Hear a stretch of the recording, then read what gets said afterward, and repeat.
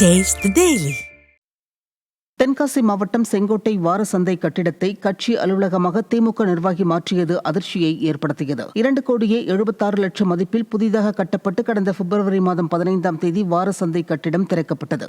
இந்த நிலையில் திமுக நிர்வாகி வெங்கடேசன் கடையை வாடகைக்கு எடுத்து வியாபாரத்திற்கு பயன்படுத்தாமல் கட்சி அலுவலகமாக மாற்றியுள்ளார்.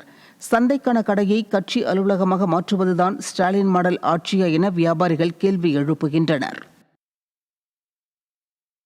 திருச்சி மாவட்டம் மாவடிக்குளம் ஏரியில் சட்டவிரோத மணல் கடத்தல் நடைபெறுவதாக தொடரப்பட்ட வழக்கில் வருவாய்த்துறை, கனிம வளத்துறை அதிகாரிகள் மற்றும் ஆட்சியர் பதிலளிக்க உயர்நீதிமன்ற மதுரை கிளை உத்தரவிட்டுள்ளது. காவிரி நீர் ஆதார பாதுகாப்பு சங்க தலைவர் சுடலைக்கண்ணு தாக்கல் செய்த மனுவை விசாரித்த நீதிபதிகள் சம்பந்தப்பட்ட துறை அதிகாரிகள் மற்றும் ஆட்சியர் பதிலளிக்க உத்தரவிட்டு வழக்கின் விசாரணையை ஒத்திவைத்தனர். திமுக ஆட்சியில் நடைபெறும் கனிம வள கொள்ளைகளால் இயற்கை வளங்கள் அழிவதோடு நீர் ஆதாரமும் கேள்விக்குறியாகியுள்ளதாக பொதுமக்கள் அச்சம் தெரிவித்துள்ளனர்.